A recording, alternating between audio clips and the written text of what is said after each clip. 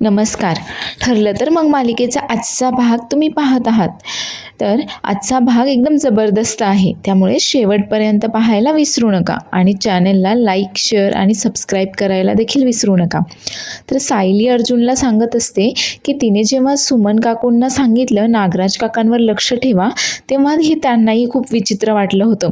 आता कुठल्याही बायकोला तिच्या नवऱ्यावर लक्ष ठेवायला सांगणं असं मलाही थोडंसं अवघडल्यासारखंच झालं, पण त्या मात्र आता नागराज काकांवर लक्ष ठेवण्यासाठी तयार झाल्या आहेत वगैरे. पण अर्जुनचं मात्र सायलीच्या या सगळ्या बोलण्याकडे लक्षच नसतं. त्याच्यासमोर अजूनही आता सचिनने अस्मिताईला फसवलंय हाच विचार त्याच्या डोक्यात असतो आणि सचिनला त्याने त्या मुलीसोबत गार्डनमध्ये पाहिलेलं असतं, तेच सगळं आता त्याच्या डोळ्यासमोर दिसत असतं. तेवढ्यातच अर्जुन बोलतो की हो ना, आणि अस्मिताई नेहमी बोलते. तर लगेच सायली आता अर्जुनकडे येते आणि विचारते की काय झालं, तुम्ही काय बोलत होतात अस्मिताताईंचं? त्यावर अर्जुन सांगतो की काही नाही, अस्मिताई नेहमी बोलते की जो माणूस असा बायकांना फसवतो ना, तो पुरुष म्हणण्याच्या लायकीचाच नसतो. त्यावर लगेचच सायली बोलते हो, पण या बाबतीत मात्र अस्मिताताई एकदम लकी आहेत हं. म्हणजे पहा ना, सचिन भाऊजी त्यांची किती काळजी घेतात वगैरे. पण आता अर्जुन हे सगळं काही सायलीला सांगू देखील शकत नसतो. त्यामुळे मात्र तो काही एक बोलत नाही आणि फक्त उद्या मला सकाळी खूप लवकर ऑफिसला जायचं आहे, त्यामुळे आता आपण झोपून घेऊयात एवढंच तो बोलतो आणि तिथनं झोपण्यासाठी निघून जातो. तर सचिनने अर्जुनच्या केस फाईलमध्ये असलेला तो साक्षीचा फोटो आता ओळखलेला असतो आणि त्याची खात्री पटलेली असते की ही तर समीरा म्हणजेच त्याची सॅम आहे. त्यावर आता हा विचार करत असतो की सॅमचा फोटो हा अर्जुनकडे कसा काय आला आणि अर्जुनच्या फाईलमध्ये काय करतोय हा फोटो. नाही, मला आता एकदा ते स्टडी रूममध्ये जाऊन ती फाईल परत एकदा पाहायलाच हवी आहे. अर्जुनचा नक्की सॅमशी काय संबंध असेल. तर इकडे हॉलमध्ये आधीच सर्वजण बसलेले असतात. तर सायली सर्वांना सांगते की आपण आता एक छान गेट टुगेदर करणार आहोत नवीन वर्षासाठी. त्यावर अस्मिता देखील बोलते की हो ना, तेवढंच मला सुद्धा बरं वाटेल. म्हणजे तुम्ही सर्वजण ऑफिसला निघून जाता आणि सचिन देखील त्याच्या कामामध्ये बिझी असतो, त्यामुळे मला इतकं बोर होऊन जातं ना. आणि तेवढ्यातच तिथे अर्जुन येतो. तर अर्जुन विचारतो की काय झालं अस्मिताई, तुला बोर व्हायला? त्यावर आता अस्मिता त्याला सांगते की काही नाही, आम्ही गेट टुगेदरच्या पार्टीचं बोलत होतो वगैरे. त्यावर आता अर्जुन सांगतो की अच्छा, म्हणजे माझ्या बायकोने तुला आता गेट टुगेदर पार्टीबद्दल सांगितलेलं दिसतंय. त्यावर आता सायली देखील हसूनच दुजोरा देते. तर आता सर्वच जण मस्तपैकी पार्टीचं नियोजन कसं करायचं काय वगैरे यावर चर्चा करत असतात आणि तेवढ्यातच सचिन देखील तिथे येतो. आता सचिन आल्यानंतर अर्जुन मात्र थोडं संशयानेच त्याच्याकडे पाहतो. तर सचिन विचारतो की कसलं डिस्कशन चाललंय. त्यावर आता कल्पना आणि प्रताप त्याला सांगतात की काही नाही रे, गेट टुगेदर करायचं ठरवतोय आम्ही सर्वजण. त्यावर आता सचिन बोलतो की हो, आपण एक काम करूयात का, आपण थीम पार्टी करूयात का. अर्जुन मात्र आता त्याच्याकडे खूप जास्त संशयाने पाहत असतो. त्याची ही आयडिया मात्र सर्वांना आवडते. प्रताप देखील बोलतो हो हो चालेल ना. आणि तेवढ्यातच अस्मिता बोलते आपण एक काम करूयात का, आपण मस्तपैकी अशी रेट्रो थीम करूयात. मात्र प्रतापला काही ते आवडत नाही. त्यावर प्रताप बोलतो की नाही हं, हे असं अजिबातही चालणार नाही. त्यापेक्षा आपण एक काम करूयात, आपण अशी फुलांची थीम बनवूयात वगैरे. आता सगळ्यांचं पार्टीबद्दल मस्त डिस्कशन सुरू असतं आणि तेवढ्यातच अश्विन तिथे येतो. आता अश्विनला पाहिल्यावर अर्जुन लगेचच सायलीला खुणावतो की त्याच्याशी बोलायला जा. आणि सायलीने देखील आता शेवयांची खीर केलेली असते. ती खिरीची एक वाटी घेऊन अश्विनकडे येते आणि ती वाटी त्याच्यासमोर पकडून ती त्याला बोलते की शेवयांची खीर केली आहे, तुम्ही थोडी खाऊन पाहता का. आता अश्विन देखील नकार न देता लगेचच ती वाटी घेतो आणि खीर खाऊन पाहतो. तर सायली त्याला विचारते की कशी झाली आहे खीर. त्यावर अर्जुन देखील सांगतो की छान झाली आहे. आता सायली त्याला विचारत असते की आम्ही सर्वजण ना रविराज काकांना आणि त्यांच्या फॅमिलीला सुद्धा इथे बोलवायचं ठरवलं आहे, मी आणि आईंनी. आणि एक छानसं गेट टुगेदर करायचं ठरवलं आहे नवीन वर्षाच्या निमित्ताने. तर तुम्ही याल ना. आता अश्विन मात्र पुढे काहीच बोलत नाही. त्यावर आता सायली त्याला समजावते की अस्मिताताईंना जेव्हा अशी पार्टी दिली होती, सरप्राईज पार्टी, तेव्हा देखील तुम्ही आमच्यामध्ये पत्ते खेळण्यासाठी मागचं सर्व काही विसरून सामील झाला होतात. तेव्हा आईंना किती बरं वाटलं होतं. त्यांच्या डोळ्यात तर आनंदाने अश्रू आले होते. आणि आता देखील नवीन वर्षाची सुरुवात होती आहे, तर आपण मागचं सर्व काही विसरून तुम्ही परत एकदा मनातली अढी काढून आमच्याबरोबर या पार्टीसाठी सामील व्हा. माझ्यासाठी नाही, पण आई, बाबा आणि पूर्ण आजी त्यांच्यासाठी तरी तुम्ही या पार्टीमध्ये सामील व्हा. त्यांना खूप बरं वाटेल तुम्ही आल्यामुळे वगैरे. तर अश्विनला देखील आता सायलीचं म्हणणं पडतं आणि तो देखील बोलतो की हो, हे असं असेल तर येईल, नक्की येईल मी पार्टीला. आता सायली त्याला पुढे बोलते की खरं तर मला तुमच्याशी अजून काहीतरी बोलायचं आहे. तुमच्याकडे एक काम आहे माझं. खरं तर यांना पण तुमच्याशी बोलायचं आहे. आमचं एक छोटंसं काम आहे तुमच्याकडे. त्यावर आता अश्विन विचारतो की कसलं काम? आणि अश्विन आता त्यांचं काम करण्यासाठी रेडी झाल्यानंतर सायली आणि अर्जुन दोघेही त्याला आता त्यांच्या खोलीमध्ये घेऊन येतात. तर अर्जुन आता अश्विनला सांगत असतो की हे काम खूप महत्त्वाचं आहे. ही केसच खूप इतकी सेन्सिटिव्ह होऊन गेली आहे की आम्हाला त्याच्यामध्ये एका डॉक्टरची मदत हवी आहे. पण हो, ही गोष्ट आम्हाला घराच्या बाहेर जाऊन द्यायची नाही आहे. म्हणूनच आम्ही घरच्या डॉक्टरची या केसमध्ये मदत घ्यायचं ठरवलेलं आहे. तू करशील का आमची मदत? आता ह्या अर्जुन आणि सायली नक्की कुठल्या केसबद्दल बोलतायत, काय बोलतायत याचा मात्र अश्विनला काहीच एक गंध नसतो. त्यामुळे अश्विन विचारतो की इतकी कॉम्प्लिकेटेड केस आहे, नक्की काय झालं आहे, कसली केस आहे ही? त्यावर आता अर्जुन अश्विनला सांगत असतो की तुला आठवतं का, 1.5 वर्षांपूर्वी आपल्याला प्रतिमा आत्याची बॉडी मिळालेली होती आणि त्यावेळेस आपण त्याचे DNA टेस्टसुद्धा करून घेतली होती आणि ती टेस्ट तन्वीच्या टेस्टसोबत मॅच देखील झाली होती. पण नंतर प्रतिमा आत्या परत आल्यानंतर आपल्या सर्वांनाच प्रश्न पडला होता की आता ती जी फेक बॉडी मिळाली होती ती कोणाची होती? त्यावर अश्विन बोलतो की हो, बरोबर, त्यानंतर तर प्रतिमा आत्या परत आली होती. मग ती बॉडी कोणाची होती? त्यावर आता सायली त्याला सांगत असते की याचाच तर आपल्याला शोध घ्यायचा आहे. म्हणजे त्यावेळेस आपण या सगळ्या गोष्टींचा इतका बारीक विचार केलेला नाही, पण आता मात्र खूप काही गोष्टी उघड होत आहेत. त्यावर आता अश्विन विचारतो की नक्की तुम्हाला माझी काय मदत हवी आहे? नक्की आपण काय करणार आहोत आता? आणि तेवढ्यातच तन्वी आता हॉलमध्ये येते. तर तिथे आधीपासूनच कल्पना विमलला सांगत असते की हे दूध अस्मिताच्या खोलीमध्ये तिला नेऊन दे आणि एक काम कर, अश्विन जेव्हा वरून खाली येईल ना तेव्हा त्याला कॉफीसाठी सुद्धा विचार, कदाचित तो कॉफी घ्यायला हो बोलेल. तेवढ्यातच विमल बोलते की हो ना, सायलीताईंनी दिलेली शेवयांची खीर त्यांनी खाल्ली आहे, म्हणजे ते कॉफी घ्यायला देखील नक्कीच हो बोलतील. आणि ते दोघी देखील तिथून निघून जातात. आता हे सगळं तन्वी ऐकते आणि विचार करत असते की काय, सायलीने दिलेली खीर खाल्ली अश्विनने?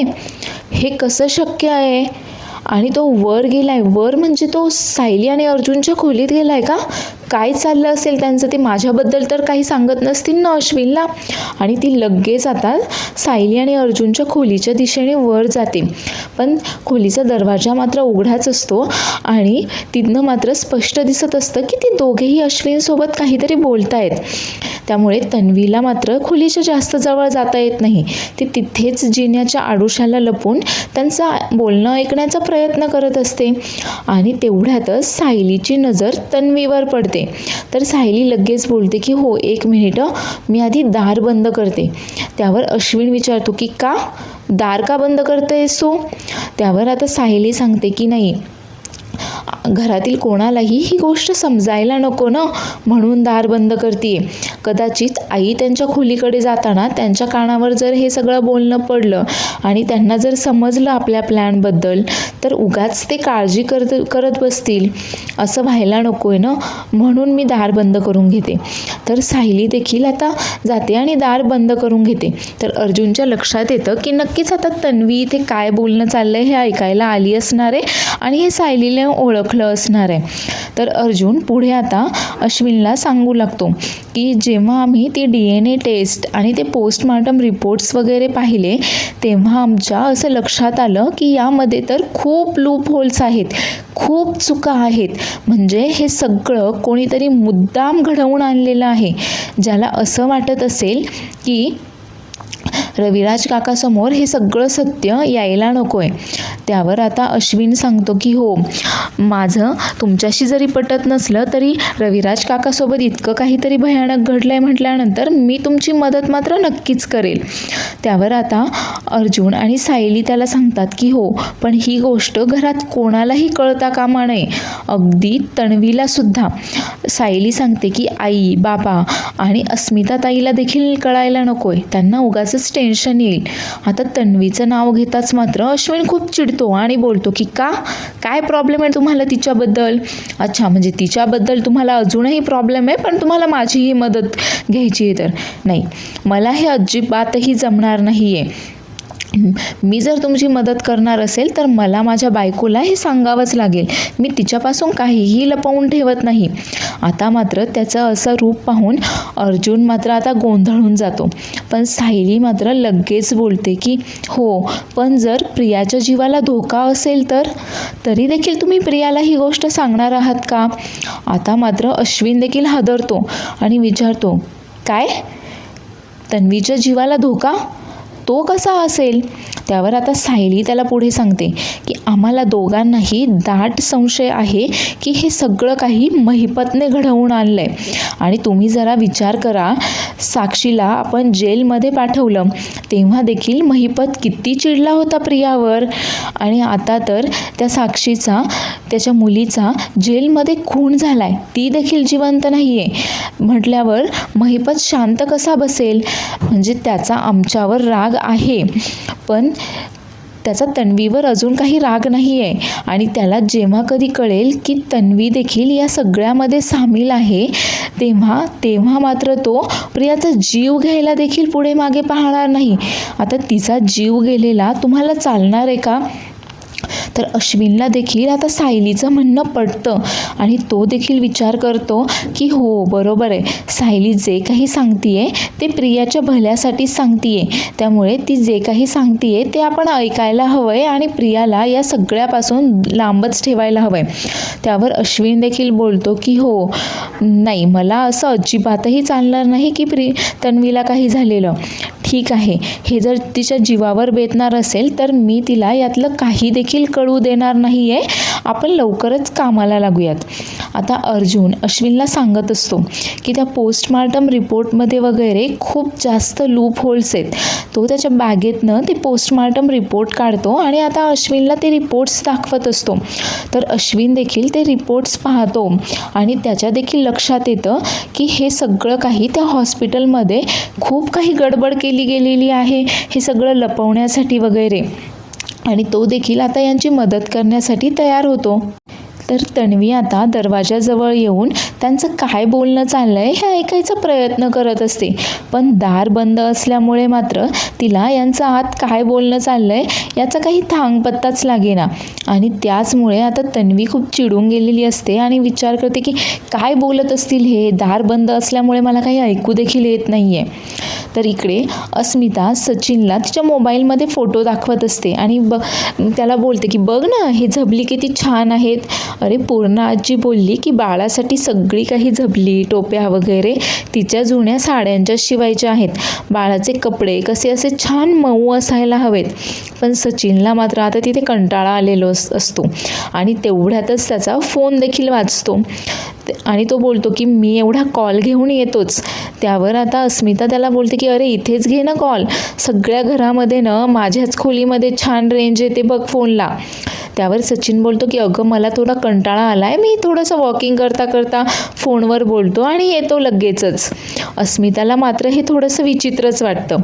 तर सचिन आता फोनवर बोलायला बाहेर येतो आणि बोलत असतो की अरे मी तुला फोन करणारच होतो. त्यावर आता समोरचा माणूस मात्र सचिनला धमकावत असतो, विचारतो कधी कधी कॉल करणार होतास तू, आणि ते सगळं सोड, माझे पैसे कधी देतोयस ना ते सांग. त्यावर सचिन बोलतो की हो देतो मी, थोड्या वेळातच, काही थोड्या दिवसांसाठीच मी तुझे पैसे घेतले, देतो मी, मला थोडासा वेळ दे फक्त. आता सचिन त्या माणसाला समजावण्याचा प्रयत्न करत असतो, पण तो समोरील माणूस काही ऐकून घेण्याच्या मनस्थितीमध्येच नसतो. तर तो सचिनला सांगत असतो की नाही, कधी देणार आहेस, तुझे बँकचे अकाउंट वगैरे फ्रीज झाल्यानंतर मग देणार आहेस का तू माझे पैसे. तर सचिन विचार करतो की नाही, तरी त्या बँक अकाउंटमध्ये पण खळखळाटच आहे म्हणायला. ठीक आहे, करतो मी लवकरात लवकर काहीतरी, अरे तिकडे माझा परत दुसरा जॉब लागला आहे, आता मला चांगले पैसे मिळणार आहेत वगैरे, त्यामुळे मी लगेच तुझे पैसे देईल. त्यावर तो माणूस सांगतो की हो तुझे तिकडे खायचे वांदे झाले आहेत आणि म्हणून तू इकडे इंडियामध्ये आला आहेस, मला काय माहीत नाही का, तुझे बँक अकाउंट फ्रीज व्हायच्या आत माझे पैसे दे. आणि तो माणूस फोन ठेवून देतो. तर या सचिनचा खरोखरच जॉब गेलेला असतो आणि हा अगदी रिकामटेकडा आहे, पण तरी देखील तो सतत सर्वांना असंच भासवत असतो की जसं काय तो तिकडे कुठे US ला, टोरंटोला वगैरे कामासाठीच आहे, तिकडे जॉब करतोय वगैरे. तर इकडे तन्वी आता अश्विनकडून सत्य काढून घेण्यासाठी त्याच्यासाठी कॉफी आणि उपमा घेऊन येते आणि बोलते की अश्विन पहा ना, अरे मी खाली गेले ना तेव्हा पाहिलं तर किचन रिकामच होतं, म्हणून मग मी तुझ्यासाठी आता छानपैकी कॉफी आणि उपमा घेऊन आली आहे तुझ्या आवडीचा, खातोस ना. त्यावर आता अश्विन कसलीशी फाईल पाहत असतो आणि तिला सांगतो की तिकडे ठेवते, मी खाईल नंतर. तर इथे तन्वी आता त्याला विचारण्याचा प्रयत्न करते की अरे मी खाली गेले तेव्हा विमलताई मला म्हणाल्या की तू वरती गेला आहेस अर्जुनच्या रूममध्ये, म्हणून कशासाठी गेला होतास बरं तू अर्जुनच्या खोलीमध्ये, काही काम होतं का. त्यावर आता अश्विन तिला सांगतो की काय काम असणार आहे, काहीही काम नव्हतं. त्यावर आता तन्वी विचारते की अरे मग तू त्याच्या रूममध्ये का गेला होतास. नाही म्हणजे तुमच्या भावांचं परत आता इतकं छान बॉन्डिंग जर होत असेल तर अरे मला काहीच प्रॉब्लेम नाही आहे, म्हणजे मी मान्य करते की घरच्यांना माझ्याबद्दल थोडा प्रॉब्लेम आहे, ते काय मला एक्सेप्ट करत नाही आहेत, पण तुमच्या भावांचं बॉन्डिंग पाहून वगैरे मला काहीच प्रॉब्लेम नाही आहे अरे. तर अश्विन मात्र आता त्याचं काम करत असतो आणि तो तन्वीकडे साफ दुर्लक्ष करत असतो. तर तन्वीला मात्र त्याच्याकडून सत्य जाणून घ्यायचं असतं की हा नक्की सायली अर्जुनकडे कशासाठी गेला होता. त्यावर आता तन्वी बोलते की हो पण काय बोलणं झालं तुमचं, म्हणजे काहीतरी तर बोलणं झालंच असेल ना, काय असाच गप्पा मारायला गेला होतास का तू. सायली पण तर असेल ना तिथे, ती काहीतरी बोललीच असेल, काय बोलली ती. त्यावर आता अश्विन खूप चिडतो आणि बोलतो की काही नाही, घरातले सगळेजण आता गेट टुगेदर करायचं ठरवत आहेत, तेच सांगायला बोलवलं होतं मला, यापेक्षा जास्त डिटेलमध्ये काही सांगू शकत नाही आहे मी. आणि तो तिथून निघून जातो. तर तन्वी आता विचार करत असते की याच्याकडनं कसं काढून घेऊ. आता हे तिघेही दार बंद करून बोलत होते, याचा अर्थ नक्कीच काहीतरी शिजतंय. तर पुढील भागामध्ये आपण पाहणार आहोत की सर्वच जण आता अर्जुनच्या ऑफिसमध्ये जमलेले असतात आणि आता अर्जुन ठरवतो की आपल्याला त्या शवागारामध्ये जिथे ती डेड बॉडी बदलली गेली त्याच्या CCTVवरनं नक्कीच आपल्याला काहीतरी माहिती मिळू शकेल.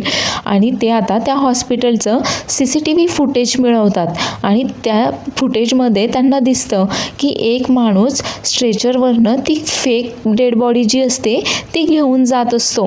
आता खरं तर तो माणूस पाठमोरा असल्यामुळे त्याचा चेहराही दिसत नसतो, पण हा माणूस नक्कीच नागराजच आहे. त्याच्या बॉडी लँग्वेजवरनं तर तो नागराजच वाटतोय. आता त्याला खरं तर कोणीही ते नागराजला पहिल्यांदा ओळखत नाही. तर अर्जुन मात्र मनाशी निश्चय करतो की याला मात्र आता सोडायचं नाही आणि हाच माणूस आपल्याला सुपारी देणाऱ्या मिस्ट्री मॅनपर्यंत पोहोचवणार आहे. तर एपिसोड आवडला असल्यास चॅनलला लाईक, शेअर आणि सबस्क्राईब करायला विसरू नका. धन्यवाद.